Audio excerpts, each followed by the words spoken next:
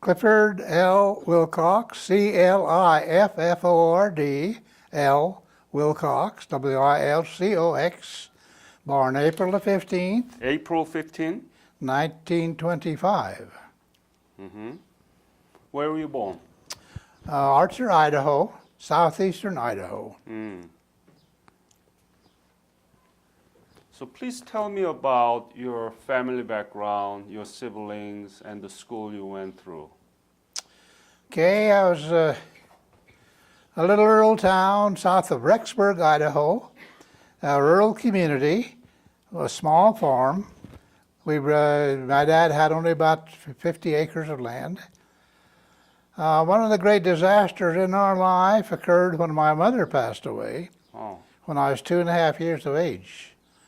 Left my father with a family of 7 children, the oldest 14 years, the youngest twin boys 10 days old. So you don't remember your mom? I don't remember any of her physical characteristics, but I do remember at the time of the funeral, my grandmother Gilbert, arm in arm with my father, paced up and down the road next to the burial site, and Grandma Gilbert said time and time again, "Now Ozzie, now Ozzie," but he couldn't be consoled. And at that time, they tended to close the burial, the gravesite, in the presence of the funeral party. That only added to the grief and sorrow, I think. So that was a difficult time in our lives. The Great Depression occurred right shortly after. Yes, please tell me about it. How severe was that? How did it affect your life and family?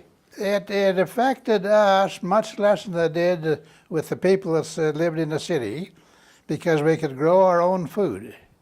And we had to milk cows. We would have a beef every winter, slaughter a beef, and pigs and those kind of things. So we got along reasonably well at that time under those conditions. So what school did you go through? Madison High School in Rexburg, Idaho. Then I graduated from the Utah State University. When did you graduate high school? Pardon? When did you graduate high school? 1943. And that was during the World War II, right? Yes, war was on all the time that I was in high school, yeah. And were you planning to be part of the war? Yes, the World War II, you perhaps know that it was a popular war, if you can consider a war to be popular. Almost all of my classmates who graduated in 1943 went into the service. My dad had me deferred from the draft. It would have left him alone on the farm. Yeah. So I didn't go into service right at that time.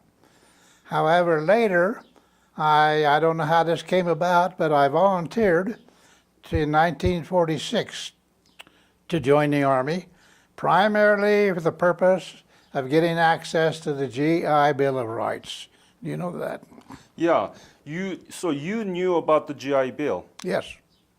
Tell me about what did you know about GI Bill at the time? Well, mostly that there was benefits and support for education.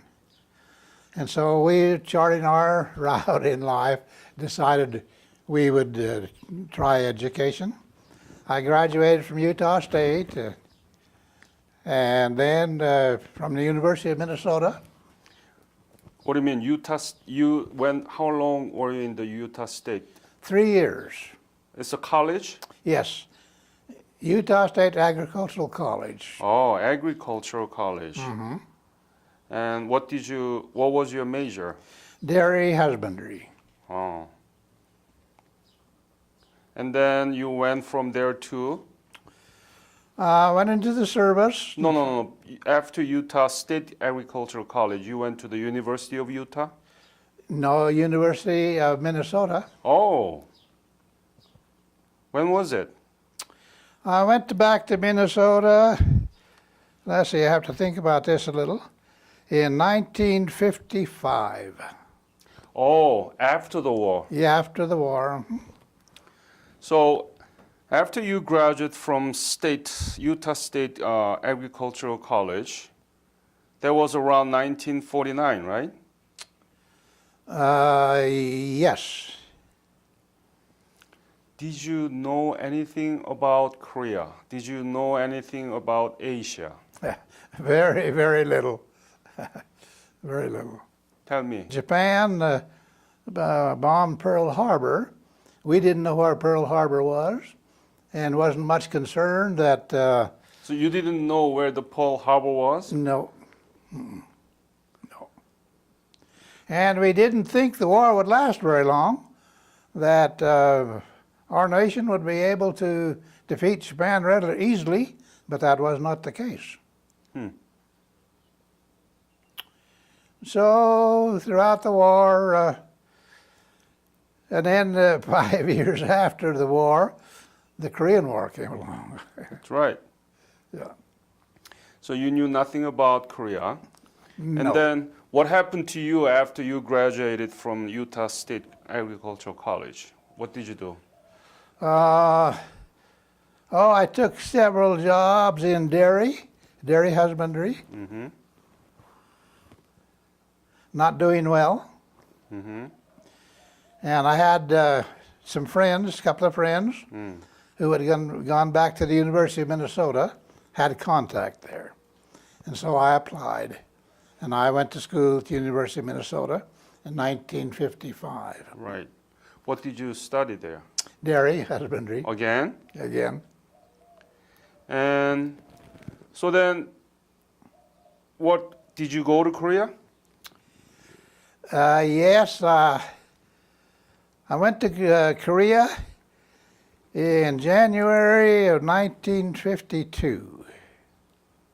So please tell me about that. Well, you said that you enlist into Army in 1946. Did you receive any military training before you left for Korea? Yes, I had served one tour of duty in the Army of Occupation in Japan. Oh, you were in Japan. When did you leave for Japan? Left in 1946, December the 31st. It was New Year's night. How long did you stay there? Spent a year in Japan, Uh-huh. and it was a very good tour of duty for me. I was a heavy equipment operator, operating a big clamshell shovel. And our unit was laying the landing strip for B-29 bombers at that time in Yokota Air Base in Japan. And then you went to Utah College, right? Got to think about that for a minute. I'd gone to, yes, then I went home and went to Utah State, yes, right, And then you went to Korea. yes. Yes. So where did you arrive in Korea in January of 1952? I arrived in Korea in March of 1952. Where? I joined the 987th Field Artillery Battalion, Battery B, and that unit was stationed up right on the 38th parallel. I was a officer at that time, a commissioned officer, Oh, first lieutenant. first lieutenant. Did you arrive in Incheon or Busan? Incheon, right? Pusan, Oh, you arrived in Busan? yes. And then you went up to 38 parallel. Went up to Seoul, and then went across the peninsula through Chinchin, and over at the headwaters of the Pukon River and the Kumsong River. You know those. So what was your responsibility as a first lieutenant at the time? Well, I spent several times as a forward observer for field artillery. I was on hill number, let's see, I got to think about that. I mean, I'll have just a minute. Anyway, as a forward observer, my first unit, my first time out, was a full mile in front of the main line of resistance, Yeah. 2,000 yards. What kind of dangerous situation are we talking about here? Forward observer, tell me tell me the typical day that you worked as a forward observer or in charge of those. Okay, a forward observer is a real threat to the enemy in that they can control a tremendous amount of artillery fire. So you're very vulnerable, and if they can pick you off, it's a credit to them in doing that. When I first went there, it was at a quiet time of the war. There wasn't a whole lot going on. So we just kind of held the line and waited for developments, you know. Was that around Punchbowl area or Geumhwa Valley? I'll tell you, I don't know either of those locations, except I know the name. Where did you sleep? Was it bunker or was it in the tent or how was it? When I was out at the forward observer post, it was in a cave on the backside of the hill. Is it natural cave or man-made cave, right? It was kind of a man-made cave. Uh-huh. You may be familiar that the Koreans in perhaps earlier years would build their homes in such a way they had a false floor. Yes. And they could build a fire in one end and vent out the top end. Yeah. When we got there, that cave was already fixed that way. And it was cold. We froze the first night or two I was up there. Mm-hmm. And then we decided to build that fire and try that Korean principle of heating your bed. Right. Well, it worked very, very well. It worked so well that it was too hot for us to sleep. And there was nothing we could do about it. We just had to wait it out. And we finally got to laughing about it, and one of my men was a real character. He got to explaining in great detail how his rear end was being burned, you know. And we began to laugh and hoot and holler about that. I think the Korean soldiers must have thought we were either drunk or a bunch of nuts. What were you thinking? Why am I here? Did you regret? I thought about why I'm here a number of times. The first night when I joined the battery, two of our artillery pieces fired right in the middle of the night. And it woke me up, of course. And I thought again, what in the world am I doing here? But it was harassment fire. A target would be picked out, and every night they would fire those two pieces. To scare you out. It scared me because I heard that shell going out across the valleys and the swales, you know, echoing back and then exploding in enemy territory. There I was in war. And what was your answer to your question, why am I here? I don't know that there was an answer. I was there because I was sent there. Did you know what you were fighting against? In many ways, yes. We had troop information and education programs telling about the war, why we were there, and those kind of things. And that was very helpful to us. What was it you were against? Communism.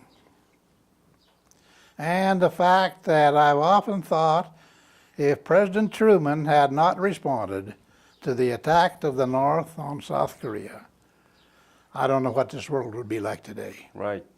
But he did respond. And it was a bitter struggle.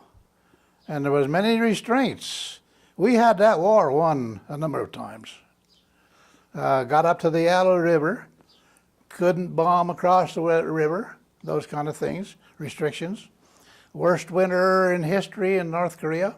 It was a very tough time. So they fought up and down that peninsula a number of times. How was your soldier? How were they? We had a very good unit They were a National Guard unit from Canton, Ohio, called Intact. So they were a very good unit, and we had some very, very good men, very good men. I related to them very well, and I think they related to me pretty well too. We got along very, very well. Any trouble you remember? Nope. No, not at all? Nope.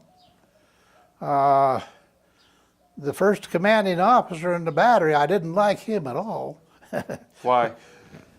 He was a vulgar, loudmouth guy, and he loved to tell his exploits with the women in great detail. I don't know how long I'd been able to take him, but fortunately, Captain Max Rosenbaum was appointed as the battery commander. He was Jewish, and the best commanding officer I ever served under. Mm-hmm. It was a great experience.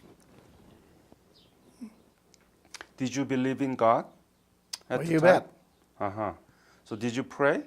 Yes, indeed. What did you pray? How did you pray? Well, for one thing, for my own safety, and that we might be successful in our problem there, those kind of things, you know. Did you read the Bible? Did you have a Bible at the time? I did, yes. And I read it when I set up on the outpost, the forward observer post. Often there was not much going on, and you had a lot of time, you know. So yes, I read it, yeah. What was your favorite verse or the chapter or the books? Oh Remember? gosh, I don't know that I can come up with one. But we had a Catholic priest who come to visit our unit periodically. And he came in one time and in August, I believe, and the monsoon struck. You're familiar with monsoons? Oh, yeah. In Korea. Mm-hmm. Well, the bridge went out behind him over the Kumsong River, and we couldn't get him out. So I've often said he was a jolly old guy, must have been 30, 35 years of age, you know. And he said, I'm going to preach every hour on the hour until you get me out of here. But he did have to stay for 2 or 3 days before we could get him out. What was the most difficult for you to stay there and to fight there and in Korea? The forward observer thing was the toughest part of my service. After I'd been there 2 or 3 months, I was promoted to first lieutenant, and as other officers rotated out and went home, I could move up. So I became executive officer, second in command of the battery. Now for me, for a little kid from the hills of Idaho, that was pretty heady stuff. And I had a number. Can you give me the detail? Why was it so difficult to you? Was that because of the danger, or was it, what is it? It was a danger. Also, the living conditions up on the hill was very poor. Tell me. Well,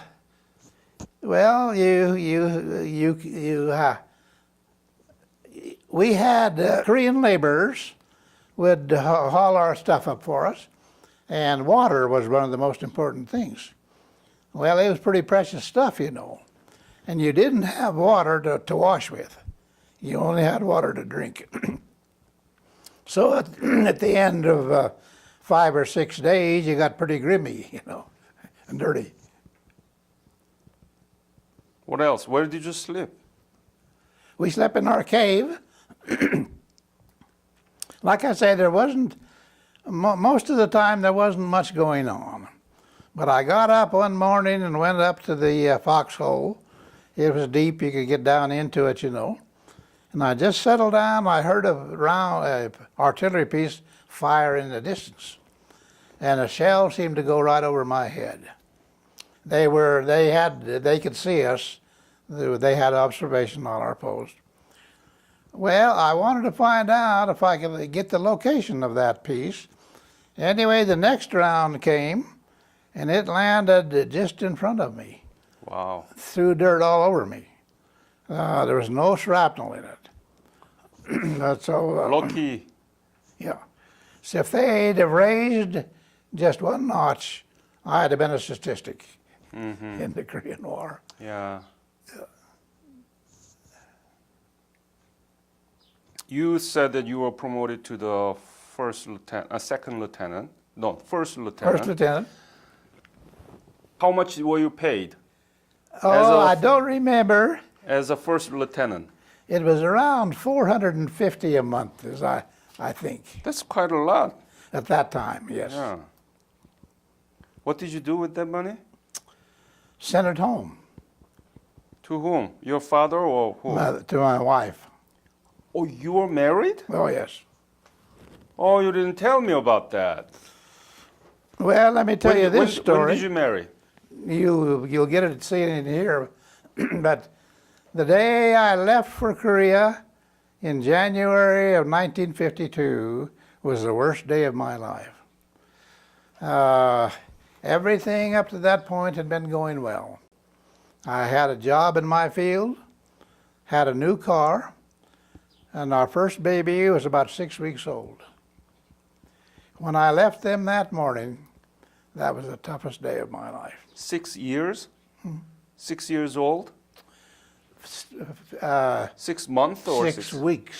6 weeks. Yeah. You said daughter? A boy. Boy. Wow, must have been tough for your wife.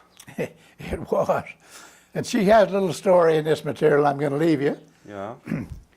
She said she went to the window after I had gone that morning, looking down on the street. She was in an upstairs apartment, hoping to see me coming down the street, you know. She said that a number of times that day. Finally, she realized that I was gone. And then we simply, under those conditions, you waited out and hoped you never got the dreaded message from the government, "We regret to inform you." You get that? Mm-hmm. Yeah. When I got out of Korea and went over to down to Busan and over to Japan, waiting to board a ship home, they told me I could make a long distance call. Oh. So they set it up with relay stations across the Pacific Ocean. And they called me, and they reached June in the middle of the night, woke her up from a sleep. And they said, "You have a long distance call from Sasebo, Japan." Mm-hmm. The first thought came to her, this is the dreaded message. Mm. And then when my voice came through, she went from a period of great fear to the elation. She was elated about it. What did she say to you? I don't remember what we said, except I told her that I was out of Korea. I was all in one piece, and was looking forward to getting home in about 10 days.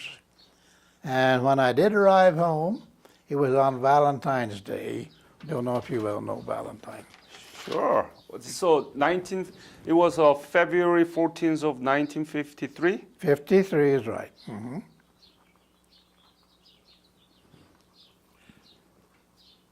So then you had the benefit of GI Bill getting Yes, into the University of Minnesota, Yep. right? What is the Korean War to you, personally and historically? I think the Korean War is pivotal in world history. Why? Because if President Truman had not responded at that time, that gave China and Russia open invitation to continue to spread communism throughout the world. But were you aware about Dean Acheson, the Secretary of State? Yes. And he had a press club conference in January 12th of 1950, saying that the Korean Peninsula would be out of American defensive perimeter. Did you know about that? Yes, in general, yes. What do you think about it? Well, I think that was a very important move. But that was the kind of signal for Kim Il-sung to attack South Korea because Korea was out of American defensive perimeter. That's what he said in January 12th. Oh, okay. Maybe I misunderstood you. You're saying that Atchison said that we were not going to protect Korea. Yeah. Well, that was most unfortunate. Unfortunate, right? Yep. Yeah. Maybe that give China and Russia an option to go ahead and move in. Exactly. Yeah. Yeah. Stalin knew about this Atchison declaration that the Korea is not going to be part of American defense. Yeah. And he gave signal to Kim Il-sung that you are okay to go ahead. That's my impression. Yes. Yeah, what was the scene that you remember when you left Korea? When the scene, did you see the big cities like Seoul or other cities around it? And what was the kind of scene that you remember? The day I entered Korea, I looked forward to the day I could leave. And then when that day came, I was not near as happy as I thought I would be. I wanted to go home, of course. But I developed a better understanding of what we were there for, a good relationship with the men who served under me. And when I left to go that morning, they came in with a Jeep and picked me up and my things to take home. We went down the gun line through the battery, waving to men who had served with me and supported me. And that was a bittersweet thing. Yeah. You were relieved that you are, leaving for home, but at the same time you are leaving those Yes, people. that is right. Yeah. Yeah. Have you been back to Korea? No. Yes, I have. Went with Sonny Lee. Sonny, would you join us, please? Yeah, come in. You bet. That was one of the great experiences of my life. It was, Sonny, when was it? It was 2010. 10 about, yes. Anyway, I saw a notice in the paper that Sonny had put in and inviting Korean War veterans to apply to revisit Korea. You're familiar with that term? Yeah. Revisit Korea. So we signed up, fortunately, and it was one of the greatest experiences of my life. Tell me, why was it greatest? I saw Korea in the ashes of war. When I got into Pusan, going into Korea, badly beat up, old men and women and children living in squalor with cardboard huts and tin huts, anything they could get. They had been driven from the forces of war down to Pusan, you know about this, to just a little perimeter around Pusan, where they got down there. And I think most of them stayed to almost all of the war. And what you saw when you were in Korea in 2010? I saw a country that I couldn't believe had made such progress and recovery from that war. Yeah. Beautiful country. What was the most impressive thing that you remember from that visit? Well, our experience there, first class hotel and visiting different places. They took us on tours, took us up to the DMZ. We got to see the North Korean soldiers there. That was an impressive thing. Yeah. So were you proud of your service? Yes, I was. Yep, very much so. And one of the great things that came from that is that I believe 5 of my grandchildren have been invited to go back to revisit Korea. Peace camp.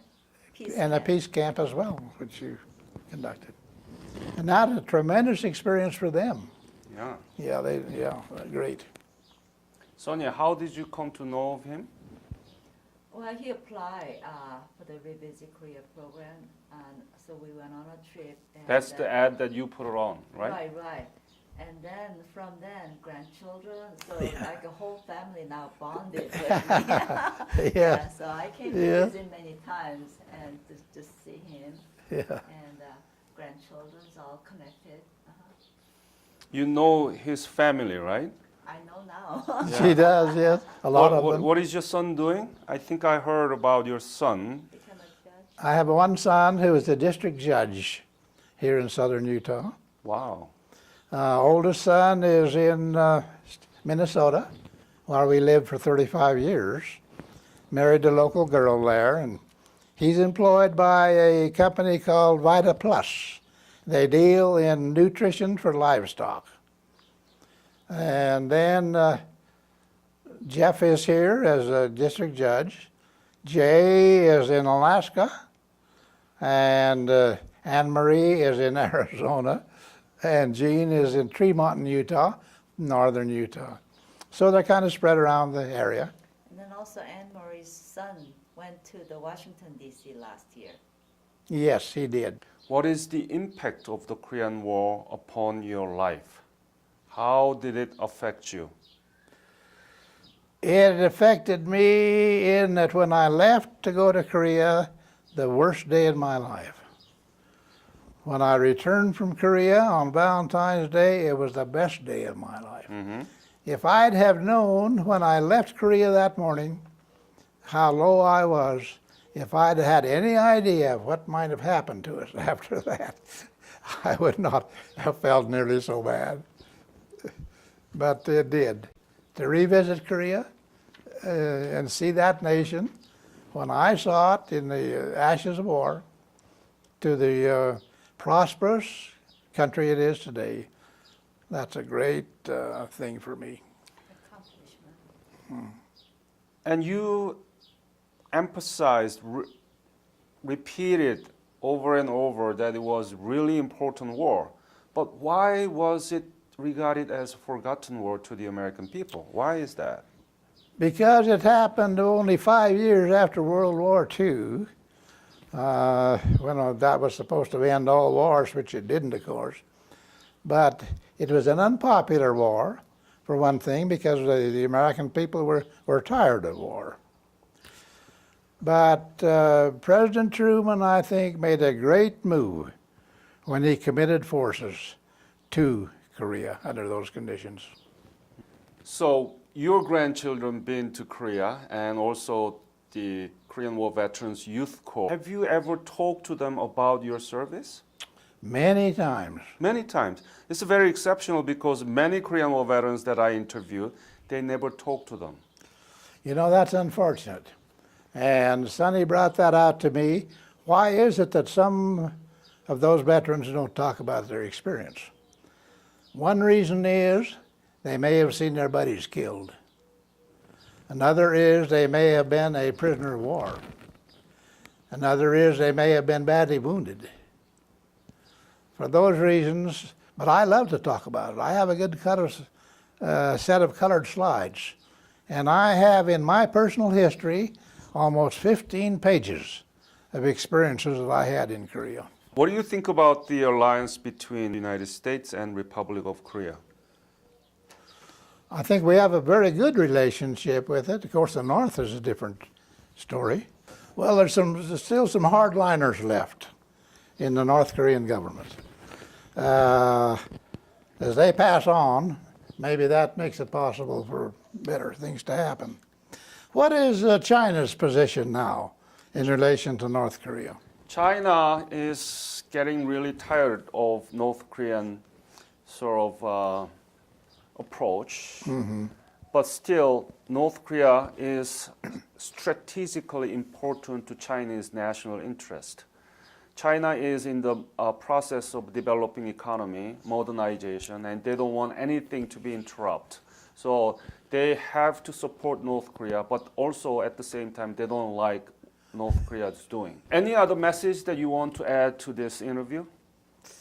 No, except, again, I advanced from that worst day of my life up to the happiest day, and to have it continue on like it has is unbelievable to me, this interview included. Without your service, there is no Korea, and I want to thank you on behalf of Korean nation again. Thank you very much. And thanks to you. Thank you. Thank you.